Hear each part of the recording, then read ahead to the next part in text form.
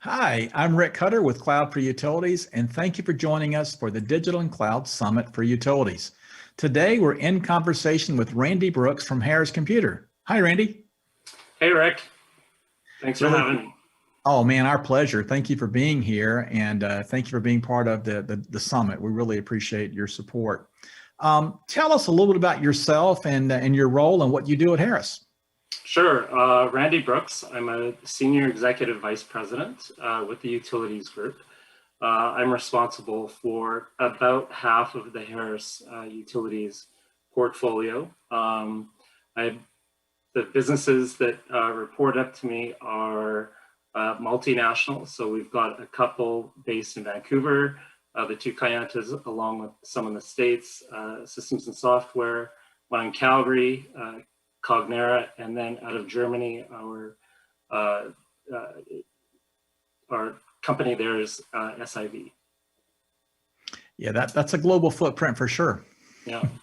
I remember years ago when you guys started acquiring different firms, and I said, it'll never work. It'll never work. And man, have y'all proven me wrong. It's just amazing the success y'all had with the multiple products and how you've positioned them. So kudos to you guys. Right. Yeah. Thank you. Yeah. Let's move on to some business stuff. Kind of where did you get your start in utilities in the technology industry in general? Well, I kind of came at it sideways. Rick, I was in university for chemistry. I'd fancied that I was going to be a scientist in the oil and gas industry. I'm in Calgary, so Alberta, Canada. So oil and gas is a big part of our culture, I would say here. And it's probably one of the biggest industries that we have. With oil and gas, there is a lot of ups and downs, some booms and busts. And shortly after I got out of university, we kind of hit one of the bust years. So not to date myself too much, but we're talking late 80s. I think the price of oil at that time was down in the low 20s, if not lower. And yeah, I had just gotten out of university, was working for a research lab. And research is one of the first things that goes in any kind of cost-cutting effort. And I went to work for a local utility called Canadian Western Natural Gas at the time, which has since rebranded to ATCO Gas. And I worked at ATCO Gas for probably 10 years in the customer contact and the billing areas of that business. So you've got a lot of experience, not just technology, but back into actually working for a utility company. That's impressive. Oh, back in the days, way before cloud. So I got introduced to a CIS system before there was any ability to actually input any data from a user perspective. All you could do was retrieve data on a mainframe and a green screen. And yeah, so that was back in the day for sure. I have no idea what you're talking about. If it's not Yeah.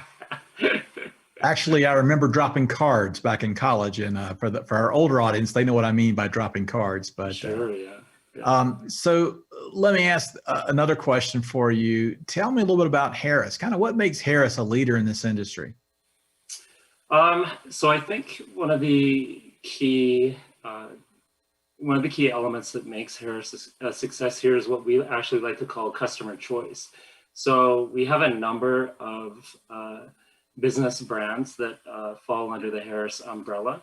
And it's the ability that we have to offer up different choices to a customer depending on what their specific needs are. So we cover a broad range of, I would say, product offerings, services, whether it's in the cloud, on-prem, any of that kind of stuff, as well as an expansion into peripheral products, or adjacent products, whether it's AMI, that kind of activity. So I think it's really the variety and the tailored solution that we can offer to a customer. Yeah, I think that's one of the key strengths. Y'all certainly got an impressive footprint in the industry, and I'm sure you've got more things coming down the pike knowing you guys. Oh yes, it's always exciting.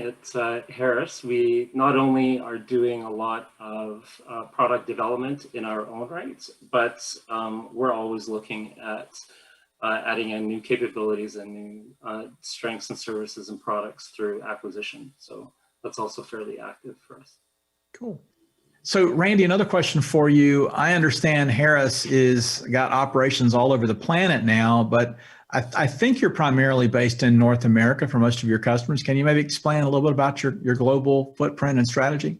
Yeah, sure. I'd love to. So you're absolutely right, Rick. I would say that most of our business is in North America. We have expanded into Europe. We have SIV, as I believe I mentioned before, is based in Rostock, Europe, and Rostock, Germany, rather, and they are focused on that market there. We have another company, one of our business units, Cognera, who's in partnership with Shell and tackling some projects in multiple places in Europe, Italy, Spain, being among a couple of them. It's something that we're always looking at. I think it gives us a very interesting perspective on the global utilities market. We learn things in Europe that we can bring across and apply to some of our efforts here in North America, and vice versa. We have best practices that we have here that we can offer up to our European partnerships as well. So that's great. I'm sure both rounds of clients are leveraging from the other, and that's a good advantage. That's great. Absolutely, yes. What really excites you about Harris as a company on your day to day? Well, I think I've kind of just touched on it. It is really the variety. For me in particular, I've got a broad sort of sampling of organizations and businesses that I get to interact with on a regular basis. Another strength of Harris is that we like to allow each of these businesses to maintain their own culture, and they are all very, very different from one another, and that's always something that's fun to interact with on a daily basis. So I've got a lot of variety in my job, both from interacting with the people, interacting with their customers, because they're in geographies all over the place, whether it's in Europe, the States, Canada, and everybody's just a little bit different. Everybody has different things that are important to them, and that makes it fun. That makes it really interesting.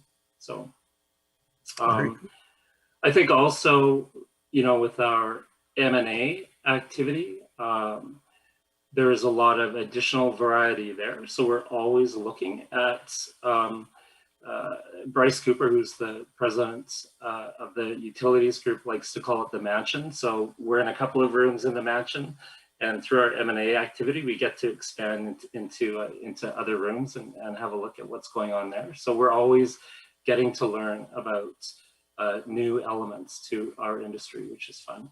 So very cool. Mm-hmm. Well, I heard a little rumor, maybe it's not a rumor, that you guys have got a new cloud product. Can you tell us a little more about that and kind of where that genesis was?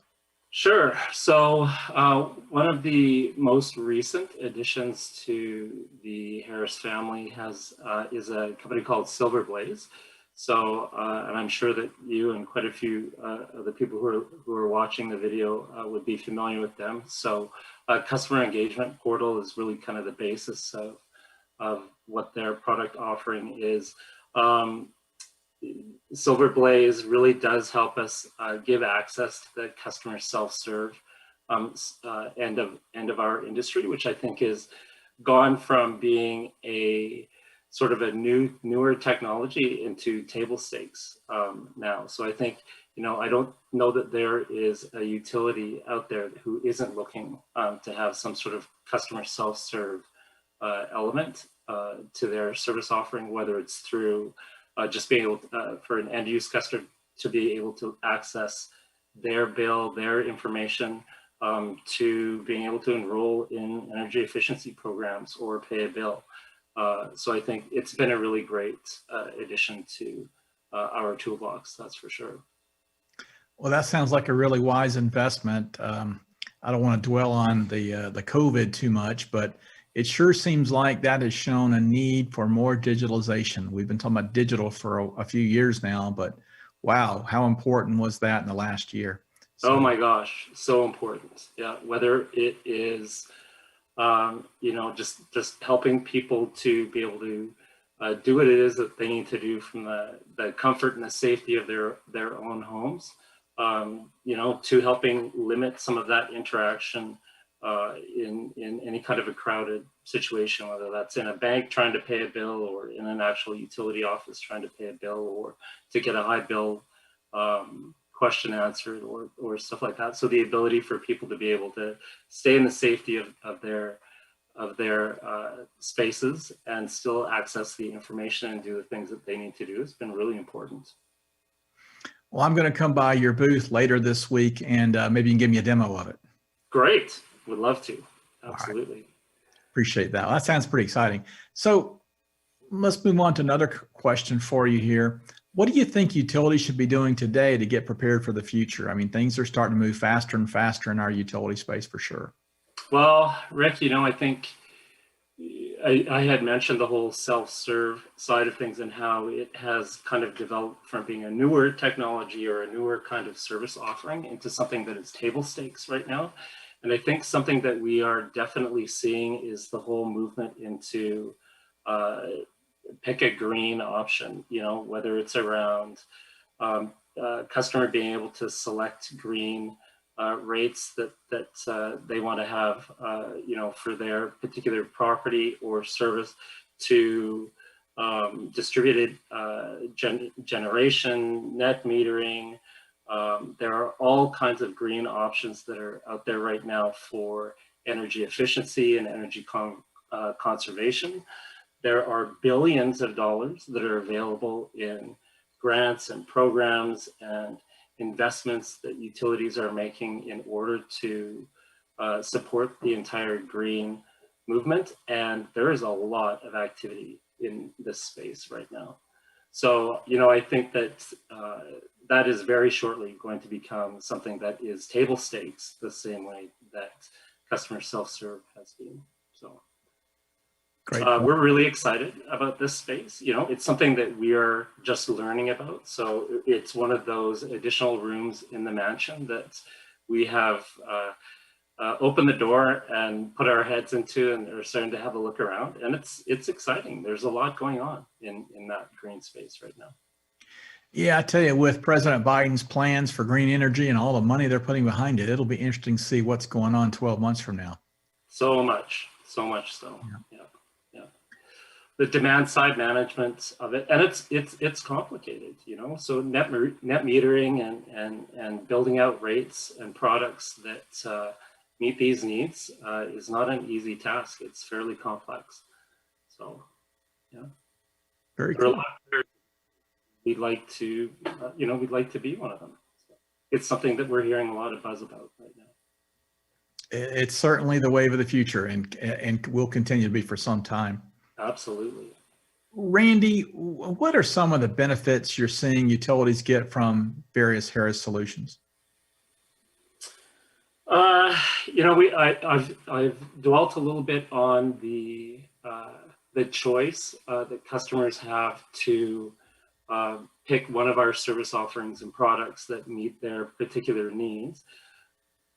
Beyond that, one of the things that happens when you become part of the Harris family of customers is that we want to be able to grow and evolve with you. So as your ecosystem, as the customer's ecosystems grow, we want to be able to do that alongside with you. So if for some reason a particular product isn't fitting into your ecosystem at this particular time, we have other ones that we can transition into. So I think there are different shirt sizes and different colors that we have that are available as utilities change and grow and develop different needs. The same thing happens with some of the adjacent products and services that we provide, such as the Silver Blaze customer engagement portal, or smart metering needs that we may have for our customers. So it is, I think, a large strength of ours. The other thing that we have is that I had talked about the cultures of our business units being very unique to each one. However, we still get everybody together on a regular basis to talk about best practices and to share ideas, product development ideas, all kinds of best practices that we see out there in the industry. And that is, I believe, a strength of what we have as well. It's this nice blend between being able to have unique, specific service and product offerings, but being able to share knowledge and best practices amongst all of our leaders and our people. I tell you what, having a little experience with you guys, it's been amazing to see how you kind of let your companies, your individual operating units kind of keep their main culture, as you said earlier. That's, I think, kept a lot of personality in the firms. I think it has kept a lot of personality in the firms, and I think it has given a sense of personal attention to our customers. So they're really able to develop, I believe, strong relationships with our business operators. It's one of the things I hear the most about whenever we have employees that move on anywhere, the things that they find most difficult to give up are the relationships that they build with our customers. We have multi-year, multi-decade relationships in some cases. So I would say that's a big thing for us. It's very important. Well, in wrapping up here, what's the one thing you want the audience to know about Harris? I think that we are a continually evolving organization. I think as a result of the activity that we have in the industry, I think as a result of our being able to play in so many different markets, our focus on sharing new ideas and best practices among our leaders and among our R&D people and among our services folks, that really does help us have this continual evolution to something better than what we were yesterday. And that is a focus for our organization, is to be just a little bit better today than we were the day before. And I think the access that we have to this kind of knowledge and depth of experience in our industry really does lend us to that. Great. Well, Randy, we couldn't be at the Digital and Cloud Summit without me asking about your applications moving to the cloud. Anything you want to expand on? Yeah, I would say absolutely, Rick. It is a prime focus for our organization. I think you're right. We are in the process of evolving many of our service offerings from being primarily on-prem into the cloud. That encompasses a broad range of flavors, like what is actually in the cloud. It can be anywhere from just hosting a solution to actually software as a service, to throwing in some back office processing. And I would say that we have that full spectrum is available in a number of our business units and our service offerings that we have right now. And that's something that we are continuing to work at evolving into the cloud. Advanced AUS has their offering is already available in the cloud. We have Silverblaze, which is a cloud based offering. We really do see the cloud as being able to facilitate the ability to add on products and services that wouldn't be that easy to do on any kind of an on-prem